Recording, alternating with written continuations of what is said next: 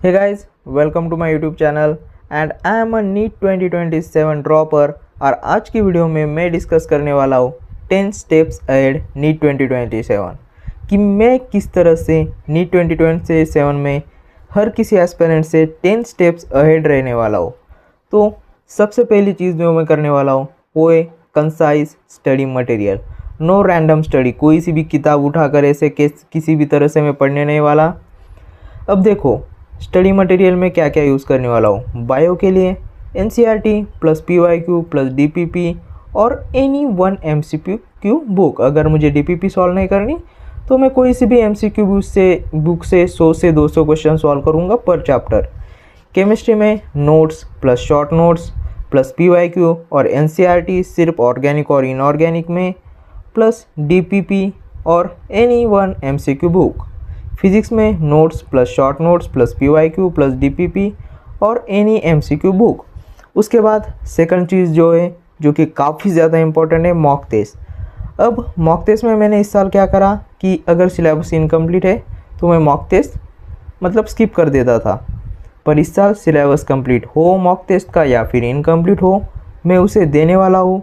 Weekly कम से कम एक दूंगा और आखिरी के 3 महीने में 100 से ज़्यादा मॉक टेस्ट में देने वाला हूँ। और उसके बाद तीसरी चीज़ मिस्टेक बुक जो कि मैंने बनाई थी, जो कि सबसे ज़्यादा इम्प्रूव करने में मुझे हेल्प करी थी, पर मैंने 1-2 महीने बाद उसे यूज़ करना बंद कर दिया। तो मैं अब इसे यूज़ करने वाला हूँ और तुम भी करना, क्योंकि अगर तुम्हारे मार्क्स 300 भी आ रहे हैं ना, तो अगर तुमने ये एंड तक कर लिया तो ये तुम्हारे 600 प्लस ले जाने तक भी हेल्प कर सकता है। अब इसे किस तरह से बनाना है, अब देखो अगर तुम कोई भी मिस्टेक करते हो क्वेश्चन में, मतलब क्वेश्चन सॉल्व करते वक्त PYQ में, MCQ में या फिर क्लास नोट्स में, तो तुम्हें क्या करना है वो नोट डाउन करनी है किसी नोटबुक में विथ क्वेश्चन, पर उसका सॉल्यूशन पूरा नहीं लिखना। वहाँ पर बस हिंट लिखना है, आंसर लिखना है और उसे खुद से सॉल्व करना है और उससे वीकली रिवाइज करना है, वीकली। और इसे लास्ट के जो 3 महीने बचेंगे तब इसे बहुत बार रिवाइज करना है, लाइक मोर रिवाइज करना है इसे, ताकि फिर तुमने गलतियाँ करी है वो जाकर तुम NEET 2027 में ना करो और ज़्यादा से ज़्यादा तुम्हारे मार्क्स मैक्सिमाइज हो पाए। अब देखो चौथी चीज़ जो मैंने नहीं करी थी, active recall and daily short notes को पढ़ना। मैं शॉर्ट नोट्स कभी कभी पढ़ता था, कभी कभी नहीं पढ़ता था। इस बार मैं वो गलती नहीं करने वाला। एक्टिव रिकॉल किस तरह से करना है, टॉपिक नेम पढ़ना है और फिर उससे रिलेटेड जितने भी चीज़ें तुम्हें याद आती है वो एक रफ नोटबुक में लिख लेनी है।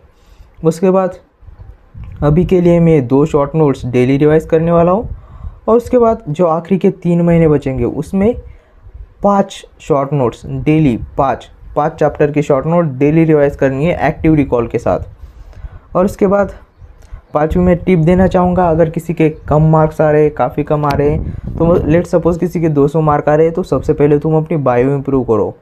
अगर तुम्हारे 300 आ रहे हैं तो फिर केमिस्ट्री इम्प्रूव कर लो, और 400 आ रहे हैं तो फिज़िक्स, या 500 आ रहे हैं तो फिज़िक्स।